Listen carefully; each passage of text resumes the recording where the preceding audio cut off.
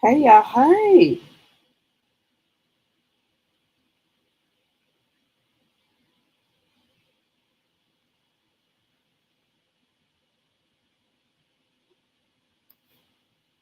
Happy Wednesday, y'all. That was warm. It's really warm out here. Really warm.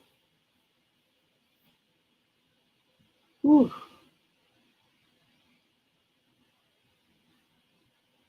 We'll give the people a few minutes to get on in here. Whew.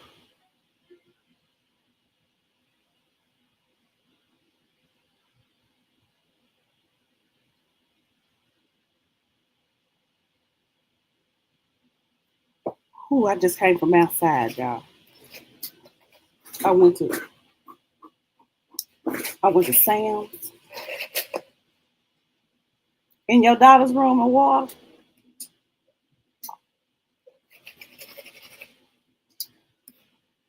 I went to Sam's and I went here.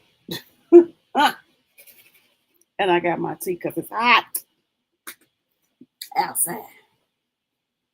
It is warm outside in these streets. And the thing is, it's not as warm as it's gonna get, Michelle.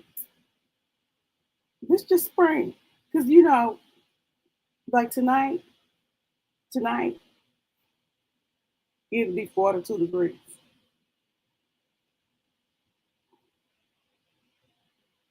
It'll be 42 degrees.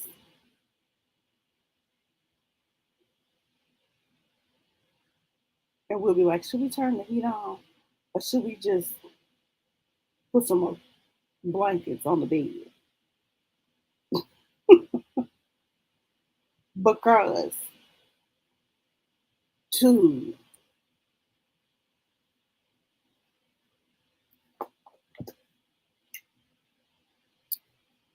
do look, the back of my neck is slightly, and I don't really have personal summers like that. No, it's hot. It's only 50 degrees there. See, y'all want to last too long. For those of you who don't know, Michelle Brown Russell lives in Maryland temporarily until she can get to Arkansas so she too can experience 80-degree springtime weather. Woo,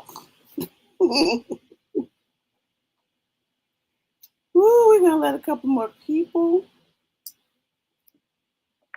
come on here. And then I'm gonna roll. I'm gonna roll on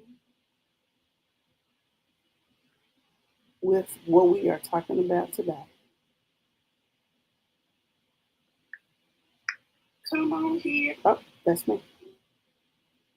I'm going to highlight.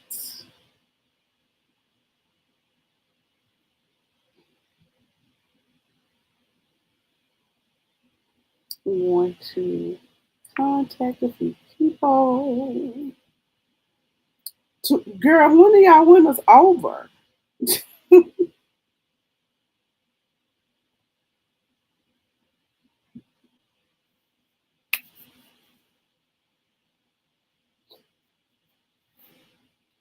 Turn my phone off so that we can get optimum response time. Listen. I just want y'all to know that I posted a YouTube video of a prior broadcast a prior broadcast of mine. And in that broadcast, I go into detail about um, how unforgiveness impacts the intellect portion of your soul. Because as you know, or you may not know, uh, the soul is the mind, the will, the emotions, the intellect, and the imagination. So, Prince said sometimes it's snow in April. And we have, well, maybe now we have our, but I have sung that song, and I believe I have seen Snow in April. I think I have. in Arkansas. I think it happened one time when I was in high school. And so I would love for you to go back and watch that broadcast in its entirety. It is 28 minutes long. You can skip the first 4 or 5 minutes because the first 4 or 5 minutes is me talking about Jesse Jackson because he had just died. So that so you can kind of fast forward past that part and you can get a full teaching on the how unforgiveness impacts the intellect portion of your soul. Now, welcome to y'all. Welcome to the four of you that are here. Thank you for stopping on by. I would need for y'all to say hey and tell me where you are watching from. Also, for my replay crew, please do the same. Tell me where you're watching from, and I hope that you join me for tea time because this is Tea and Truth with Karen Booth. My tea came from Sonic today. Tell me, y'all, what's in your cup? Okay, cool. Uh, my Sonic tea blend is unsweetened tea, cranberry flavor, lime, and then just a packet of the artificial sweetener. But I'm almost to the point where I can drink it just with the flavors and not with the artificial sweetener. Taste buds have to get adjusted. But anyway, and so I am here with Tea and Truth with Karen Booth. Grab your favorite beverage. I don't care what your favorite beverage is. Grab your favorite beverage, sit down, and let's chit chat for a few minutes. I'm not going to be before you long, but I do try to be strong whilst I'm here with you because I don't want to waste your time, right? So for for a couple of months, y'all, we have been talking about how unforgiveness impacts your soul. And why? Because your soul impacts your behaviors, and your behaviors impact the results that you see in your life. And so maybe you have not been getting the results that you wanted in your life because you've got some things going on with unforgiveness in your soul. And so that is where I come in. I help people unpack that baggage. We sift through a little bit. We ain't gonna sift through all of them because you don't go through darkness looking for the light. We're gonna sift through a little bit, and then hopefully we'll give you some strategies on how to deal with said soul bag issues, right? And so before I get started with teaching, I am in my Spring Forward special because we sprung forward earlier this month in time. But if your soul is yet still stuck, then you need some one-on-one time with your girl. You need some one-on-one time. And I'm running this special 30 minutes of 45 minutes of coaching for $30. It's a steal. I'll talk about it after the teaching. But I just want you to know that special is available. That flyer is pinned to the top of my personal page, Karen Booth. I tried to pin it to the top of my page yesterday, and my phone was doing the most and the least all at the same time. So I did not get it pinned. But once I do, the link will be pinned to my personal page and my coaching page. My coaching page is What's in Your Bag Coaching, right? And this broadcast is also posted to that page. So you can see this broadcast and uh, you'll be able to see the flyer and get your coaching sessions scheduled. Okay? But I'll bring that back later. Right now, we want to continue with. Right now, we want to continue with what we started talking about earlier today, which is the impact of unforgiveness on the soul, and the portion. Okay, the impact of unforgiveness on the intellect portion of the soul. And so this what I'm sharing today is just reinforcement of the video that I posted earlier that you can watch at your leisure. And then that may help you decide. That should help you decide if you want some one-on-one time with me because you need strategies. You just don't need to know that this thing is a thing. You need to know how to work out the thing because the thing will keep you stuck. The thing, and this is what, so what the intellect does, the intellect handles your reasoning, it handles your interpretation of situations, it handles assigning meanings to things. What does this mean to me? What does this action say about our relationship? What does this action say to me about you? What does this action say about you to me? Right? And and your intellect draws conclusions. Right? So you have, I talked Monday about the mind, which the mind wants closure. Your will wants to protect, and it's gonna decide, what we is and we ain't gonna handle no more. Your will is more protective. So now we're on the intellect, which is we're gonna draw some conclusions about this thing. We're going to interpret this thing. So you got answers, then you got protection, then you got, what does this mean? And so, you're so smart with your intellect. And so you might conclude the wrong thing. So when unforgiveness is lodged in your soul, it impacts your intellect in the way that it creates conclusions, not based on what may be reality, but based on the hurt that you're feeling. It'll assign a meaning to something not based on what the facts are, but based on what the pain is that you're feeling right then. Example, somebody that you love might make a decision that you don't agree with that hurts your feelings. It impacts you and it hurts your feelings because you thought they should have done A, B, C, and they did X, Y, Z. Because maybe from their vantage point, X, Y, Z was the better choice. But now you are hurt because they chose A, B, C. So now you have decided, well, I just ain't gonna never fool with them no more.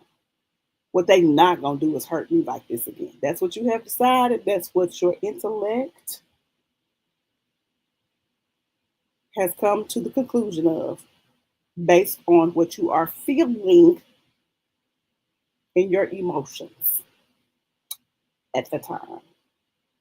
Right? So you have formed a belief that feels true. You may have formed a belief that, oh, well, they don't care about me none at all. None at all do they care about me because they made this decision. Thank you, Michelle, for posting that link. You might feel that they don't care anything about you. So you decide you ain't gonna never fool with them no more. They are over there hurt because you are not fooling with them because they made the best decision that they thought that they could at the time too. So now your intellect, your intellect has caused you to make a decision about someone who did make a decision that may have hurt your feelings. They may not have even been trying to hurt you. They might, but because you're angry and because you're holding a grudge and because you have unforgiveness set in your soul, your intellect has decided, oh, they don't care. They so selfish. They this, they that. They are this, that, though, and the other. And so now you have made a whole decision about a whole relationship based on something that has hurt your feelings, and you have neither talked to them, you have not prayed about it. You just sitting over here stewing. You just sitting over there stewing, as my former pastor, Ricky H. Hicks, used to say. You're sitting over there boiling in your own juices.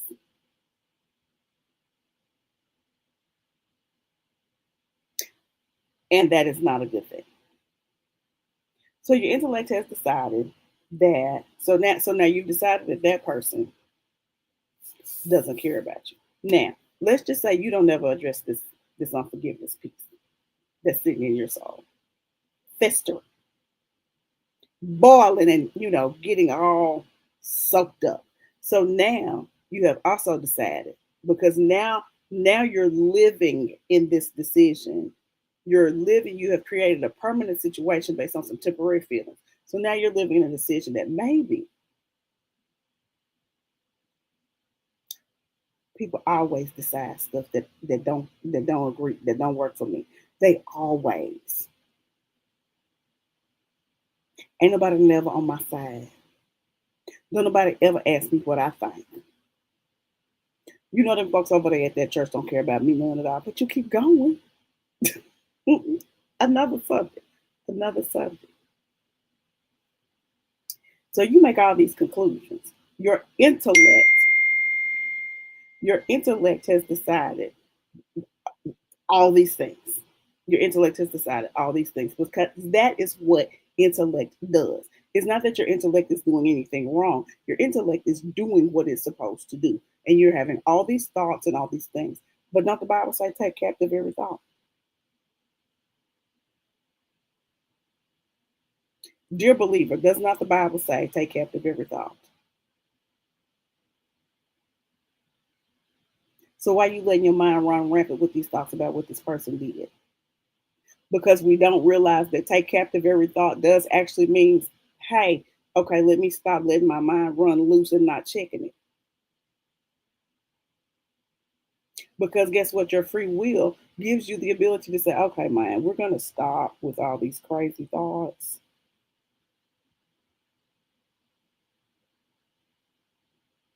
And you might not call your thoughts crazy. You might just say, mind, we're going to stop racing to a conclusion.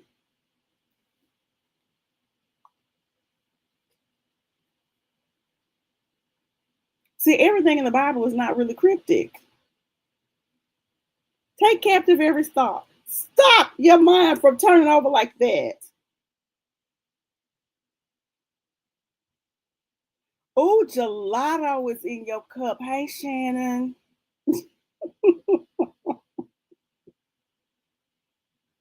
I was thinking about gelato yesterday. I should have got that today.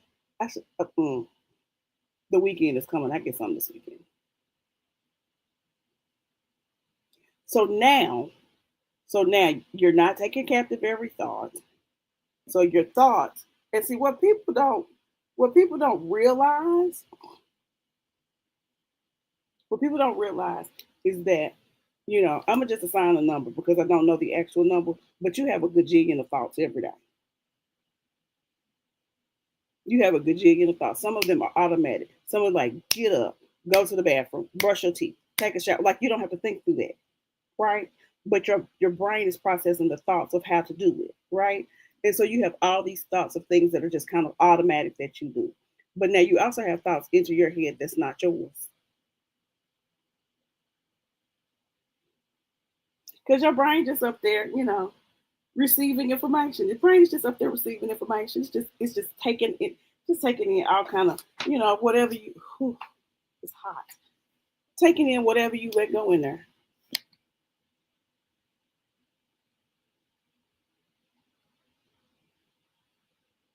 You know, just random thoughts. Sometimes you just be driving along and you just have this random crazy thought like, ooh, I should go do XYZ. And it's something that you would never do. Not your thought. Not your thought. Right? Not your thought. And so when you take captive of every thought, you have to say, oh, well, that's not true. That's not something I would do. That's not right. And so that's what taking captive every thought really means. Sometimes the enemy will put a thought in your head of something that you should do or something that you should say, and you have to say, oh, the devil is a lie. Because the devil is the father of lies. Right? So you have to take captive these thoughts. And then you have to decide, what? I'm going to forgive them because maybe they made that decision. So now I'm back to the person that made the decision that hurt your feelings. Maybe they made the decision based on what they thought was right at the time. Hmm? Maybe you should say, I forgive them because maybe they didn't know that they hurt you. These are the things. Maybe you should say, I forgive them so that God can enter and heal the hurts. Hmm? Because the healing of the hurt doesn't start until you let the forgiveness in. Because forgiveness is a command from the Lord. Ephesians 4:32. Matthew 6. It's 100 times in the Bible. over 100 times in the Bible. Pick a scripture. Hurt people generally hurt people, but nobody thinks that the other people are hurt. Michelle, nobody's intellect ever says maybe they're operating from a place of hurt too. Now, it doesn't excuse their behavior. Like, you don't have to just let it go unchecked, right? You can have a conversation,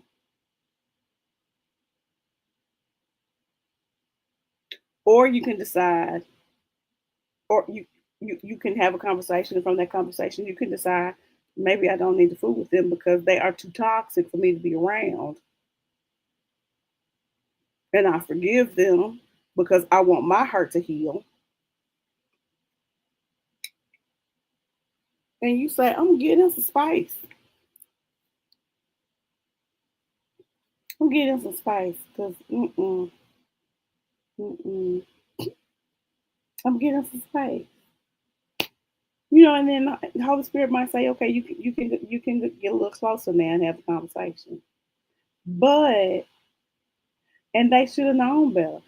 They only know what they know, and they know what they know based on the experiences they have had, which we don't know all of the experiences that people have had. And understand me. Forgiveness does not mean let's just be over there letting them, bleed all over us. That's not what it means. That's not what it means. This is what it means, right? Okay, so look, we got the mind that's looking for the answers, and we got the will that sets these boundaries that sometimes becomes a wall. And then we have the intellect that draws conclusions about what has happened to us. Okay, right? So then we make blanket decisions about our life. We make blanket decisions about what we not gonna never do, what all these things. And so what has happened, y'all, what has happened is that we have now turned control of our life over to something or someone else, over to an incident and experience, a happening that someone else perpetrated towards, against, whatever us. We have now given control of our lives to that, because now what we're not going to do is never let that happen again. And it is perfectly fine. It is perfectly fine to make decisions about relationships when things are not healthy. Perfectly fine. It is not perfectly fine to make decisions about life based on a state of being in unforgiveness and you being super duper hurt about what happened with the last person. That's not okay, because that now what you think is protection has now become limits and bondage. And that is why I teach the class freedom through forgiveness. Because how many of us are walking in unforgiveness of a multitude of life experiences? Because lives, no matter what we do, lives until we are not living any longer. Life is going to life until we leave. And so we should learn from life's experiences. We should not make life decisions from a place of hurt. Like I have told my husband, he asked me something. I said, I can't make a decision on that right now because I'm hurt. Like you don't make decisions about stuff when you're tired and hungry. But you're gonna mess that up every single time. You tired, you hungry, your kid come, mama, can I? You talk to me about this later. Because I know what's gonna happen right now if I talk to you, little girl.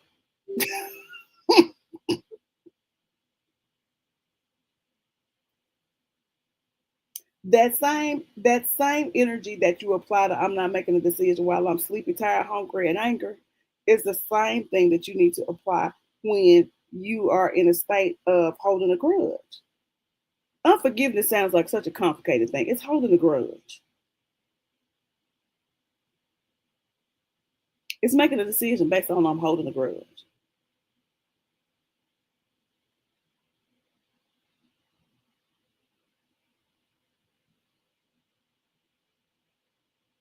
And we don't do that, doesn't make any sense because you're holding a grudge against a person, a place, an entity, an organization, a job, a family member. So you're making a decision based on that, and that has given control over to the other person.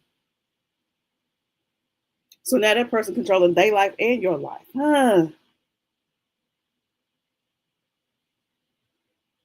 So that is what I do. I help people work through that.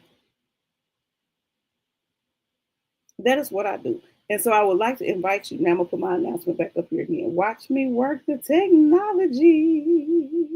Watch this. Watch this. Boy, reading is fundamental. Look at that. So there's the announcement again.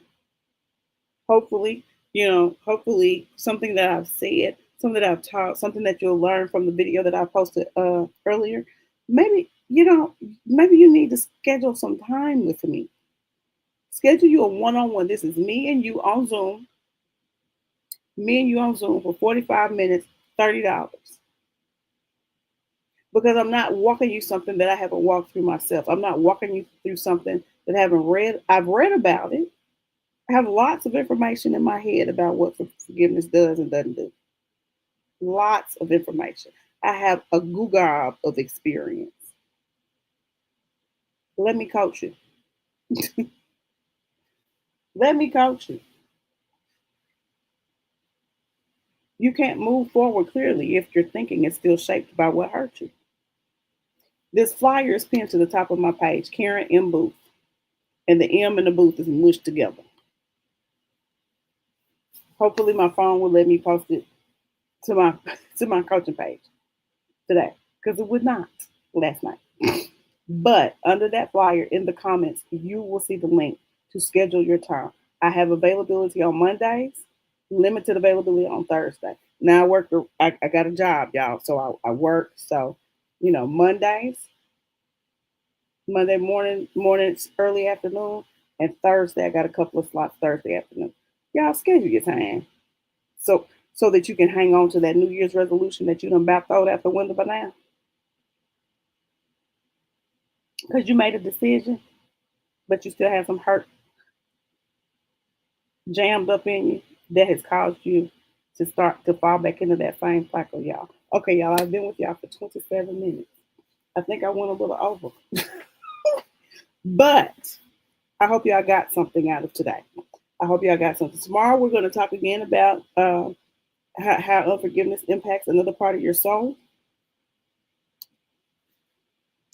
and we're gonna keep talking about it until God tell me to stop, because that's what He told me to do.